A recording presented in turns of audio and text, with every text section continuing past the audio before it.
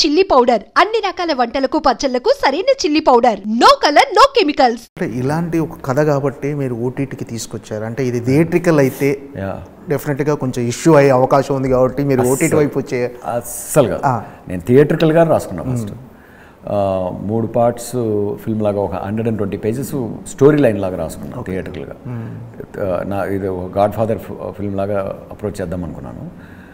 But casting commitment was very challenging. ఎందుకు prominent faces కావాలి, prominent కూడా అవసరం, లైక్ ఫేమస్ ఫేసెస్ కూడా అవసరం. ఎవరిని లాక్ చేసుకున్నా ఆల్మోస్ట్ లైక్ ఓటీటీ లాగానే ఒక కమిట్మెంట్ కావాలి, లాంగ్ కమిట్మెంట్ కావాలి.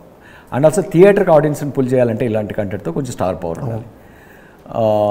అది లేకపోతే దీనికి న్యాయం చేయలేము, రిసోర్సెస్ రోపిన్ అవ్వు అండ్ ఆడియన్స్ని. అంటే end of the day you also have to make it commercially viable కదా, పెట్టిన డబ్బులు తిరిగన్నా రావాలి కదా అనేది అన్ని రకాల రిస్క్లు అంటే లాజిస్టికల్ అనిపించింది. అప్పుడు కోవిడ్ టైంలో ఇన్ఫ్యాక్ట్ కోవిడ్ ముందు స్టార్ట్ అవ్వాల్సిన రిపబ్లిక్ గ్యాప్ రావడంతో రిపబ్లిక్ స్క్రిప్ట్ ఆల్రెడీ మేము అందరూ ఓకే చేసుకొని కూర్చున్నాం కాబట్టి ఆ టైం ఉందిలే మన దగ్గర ఈ కథ ఉంది కదా, దీన్ని కొంచెం ఓటీటీ ఫార్మాట్ కూడా కన్వర్ట్ చేసి రాసి చూద్దామని చెప్పి ఏం పని లేకుండా ఏం చేయాలి ఇప్పుడు అనుకుంటున్నప్పుడు కన్వర్ట్ చేసింది ఇలా ఉపయోగపడింది, ట్రాన్స్లేట్ అయ్యి.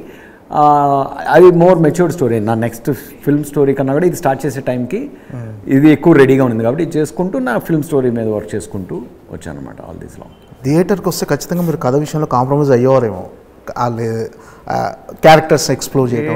నా అప్రోచ్ అసలు ఇలాగే ఉండేది, 100% ఇలాగే ఉండేది. ఇన్ఫ్యాక్ట్ ఇప్పుడు ఏంటంటే ఇక్కడ ఎక్కువ కేర్ తీసుకున్నాను. ఎందుకంటే సెన్సార్ బోర్డు కన్నా కూడా మా ఇంటర్నల్ లీగల్ కేర్ చాలా ఉంటుంది, బలంగా ఉంటుంది. సెన్సార్ బోర్డులో అబ్జెక్షన్ చెప్పని చాలా కూడా మేము ఏదైనా అవుతాయో అనుమానాలు వచ్చినాయని క్లీన్ చేసి పెట్టేసుకున్నాం అనమాట. ఇలాంటి 2 స్ట్రాంగ్ క్యారెక్టర్స్ తీసుకున్నప్పుడు మీరు అంటే యాజ్ ఎ స్టోరీ టెల్లర్గా మీరు వన్ సైడ్ తీసుకునే అవకాశం ఉందా, లేకపోతే 2 క్యారెక్టర్స్ని బ్యాలెన్స్ చేసి ఎండింగ్ ఎలా ఉండబోతుందనే క్యూరియాసిటీ అందరిలో ఉంటుంది డెఫినెట్గా. ఈ టీజర్ చూసిన దగ్గర నుంచి అందరిలో వాళ్ళు ఏదైతే ఈ క్యారెక్టర్స్ పలానా రాజకీయ నాయకులు దాని క్యారెక్టర్స్ ఏదైతే ఆపాదించుకున్నారో, ఏదైతే వాళ్ళు రిలేట్ అయ్యారో, ఈ ఎండింగ్ ఎలా ఉండబోతుంది అని ఒక ఎండింగ్ బేసిక్లీ నేను చెప్పడం అనేది ఇదవుతుంది, స్పాయిలర్ అవుతుంది. బట్ బై నేచర్ అండి నేను ఏ ఒక్క పార్టీకో లేకపోతే ఏ ఒక్క వ్యక్తికో పిచ్చి అభిమాని కాదు. మీనింగ్ అంటే ఏం చేసినా కరెక్ట్ అనుకునే అంత ఇది కాదు. బట్ అందరిని అభిమానిస్తాను, అందరిని ప్రేమిస్తాను. Like I try to understand their side. So by nature I'm very neutral గా. ఎందుకంటే నేను అసలు మన పొలిటికల్ వాతావరణంలోనే పెరగలేదు. చిన్నప్పుడు 7th వరకు ఒక టౌన్లో ఉన్నాను. అక్కడి నుంచి మొత్తం చెన్నైలో పెరిగింది నేను. అక్కడి నుంచి యూఎస్కి వెళ్ళి జస్ట్ వచ్చి హైదరాబాద్లో సెటిల్ అయ్యాను. సో అందువల్ల నాకు సైడ్స్ తీసుకోను. ఈవెన్ యూఎస్ పాలిటిక్స్కి వచ్చినా కూడా I go by election to election, agenda to agenda, what ever it is. And నేను ఇక్కడ ఓటైను కాబట్టి నాకు హార్డ్ ఫిక్స్డ్ సైడ్స్ లేవు. నా ఓటు ఇక్కడ లేదు కాబట్టి I'm the absolute neutral person to even like approach this subject matter. అంటే మీ ప్రస్థానం కూడా పొలిటికల్ థ్రిల్లర్ ప్రస్థానం కదా, అంటే ఒక పొలిటీషియన్ ఫ్యామిలీ డ్రామా అది. సో నా ఉద్దేశంలో ప్రజలు చూడాల్సిందంటే ప్రజలు ట్రాన్స్లేట్ అయింది కూడా ఏంటంటే ఒక కుటుంబ family drama. But only thing the war between siblings is about the political legacy. So అందువల్ల పొలిటికల్ అనిపిస్తుందేమో కానీ. అండ్ ఇన్ఫ్యాక్ట్ ప్రస్థానం, autonomous story 2 limited in terms of political ambience. It's rather human conflict. ఒకటి కుటుంబంలో విత్ ఇన్ కాన్ఫ్లిక్ట్. ఆటోనామస్ సూర్య సొసైటీతో ఒక individuals conflict. Republic చూస్తే ఓవరాల్గా what is the ఒక social ambience, ఒక విషయస్ సైకిల్లో ఉండే ఒక కండిషన్ని రిఫ్లెక్ట్ చేస్తున్న cinema. My sub is again like two friends and rivals, a kind of journey.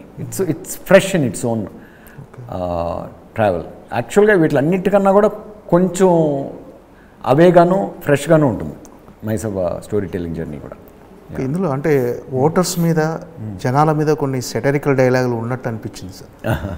ఏంటంటే ప్రస్తుత సమాజంలో జరుగుతున్న రియల్ ఇన్సిడెంట్స్ కూడా ఇందులో యాడ్ చేశారా?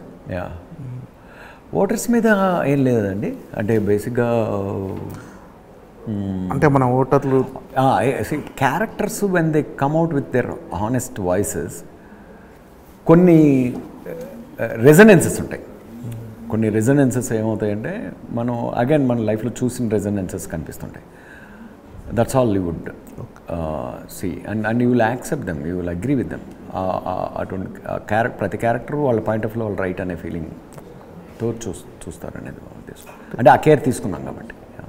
ఇందులో ఒక మంచి లవ్ స్టోరీ కూడా ఉందని తెలిసింది సార్. రెండు లవ్ స్టోరీలే కదా, ప్రతి మనిషి జీవితంలో లవ్ స్టోరీ ఉంటుంది కదా, లవ్ స్టోరీ లేని మనిషి ఉండడు కదా. సో అందుకనే ఎందుకో లవ్ స్టోరీలతో స్టార్ట్ చేయడం కూడా కారణం ఏంటంటే that's a easily understandable, relatable, క్విక్గా మనం కనెక్ట్ అయ్యే ఎమోషన్ ఫాస్ట్గా. సో ఒక ఫస్ట్ ఇనిషియల్ ఎపిసోడ్స్లో వాళ్ళందరూ మనోళ్ళే, ఆ క్యారెక్టర్లన్నీ మన ఇంట్లో క్యారెక్టర్స్ లాంటివే, మనలాంటి క్యారెక్టర్స్ అనే కనెక్ట్ ఒకసారి ఏర్పడిన తర్వాత అప్పుడు వాళ్ళ గ్రాండ్ జర్నీని ఎంజాయ్ చేస్తాం. So that is what you would see up till the 5th episode. 5th ఎపిసోడ్లో కరెక్ట్గా గ్రాండ్ జర్నీ స్టార్ట్ అవుతుంది, ఇది పొలిటికల్ జర్నీ స్టార్ట్ అవుతుంది. అండ్ అది ఎక్స్పోనెన్షియల్గా స్కేలప్ అవుతూ పోతుంది 9th ఎపిసోడ్ వరకు. అది మేము అనుకున్నాం బిగినింగ్లో హ్యూమనైజ్ చేయాలి, మన వాళ్ళ అట్మాస్ఫియర్ చూడాలి మనం.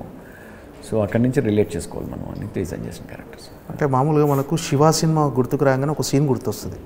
ఈ సినిమాలో కూడా అలాంటి ఒక సీన్ ఉందని తెలిసి బయటికి లీక్ అవుతుంది మాకు అలాంటి సీన్ ఒకటి ఉందండి. అంటే సిచ్యువేషన్ ప్రకారం. ఓహో, ఇప్పుడు అదేలే శివ వచ్చిన తర్వాత సైకిల్ స్టాండ్ కనిపించినా, సైకిల్ కనిపించినా, ఏది కనిపించినా అలా అనుకుంటున్నారు కదా కొంచెం. Yeah, but again Shiva cinema కూడా చాలా సినిమాల్లో వచ్చింది కదా తర్వాత. I don't know, that was not my intent. ఆ రోజు ఏంటంటే cycle use to be the major vehicle కదా. అంటే అప్పుడు ఇంత మోటార్ వెహికల్స్ కూడా అంత ఎక్కువ ఉండేవి. 75 గురించి మాట్లాడుతున్నాం మనం. Hero cycles were the major mode of communication. అది ఎక్కువ చూడడం వల్ల అందుకే సైకిల్ అనేది, సైకిల్ స్టాండ్ అనేది, సైకిల్ చైన్ అనేది ఐకనైజ్ అయిపోయింది. Cycle stand and cycle chain అనేది శివతోటి. అందువల్ల మీకు అలా అనిపించవచ్చు కానీ బట్ దానికి దీనికి ఏం సంబంధం ఉండదు బేసిక్గా. అంటే ఫస్ట్ టైం మీరు ఒక వెబ్ సిరీస్ చేస్తున్నారు, ఫస్ట్ వెబ్ సిరీస్. అంటే ఒక మెయిన్ స్ట్రీమ్ సినిమా నుంచి వెబ్ సిరీస్కి వస్తే మళ్ళీ ఆ ముద్ర పడిపోతుందేమో నాకు భావన కలపలేదు. అలా ఏం లేదండి, ప్యారల్గా మూవీ స్టోరీస్ రాసుకుంటూ పోతున్నాను. మూవీ స్టోరీ ఒక జర్నీ జరుగుతుంది, ఒక ఇంటరాక్షన్ జరుగుతుంది. ఎండ్ ఆఫ్ ద డే ఒక ఎఫెక్టివ్ స్క్రిప్ట్ తోటి, అగైన్ మైజమ్ అనేది ఆబ్వియస్లీ ఒక ఎఫెక్టివ్ స్టోరీ టెల్లింగ్ అనే అంబిషన్తో, ఎఫెక్టివ్ స్టోరీ టెల్లర్గా చెప్పాలనే అంబిషన్తో చేసింది.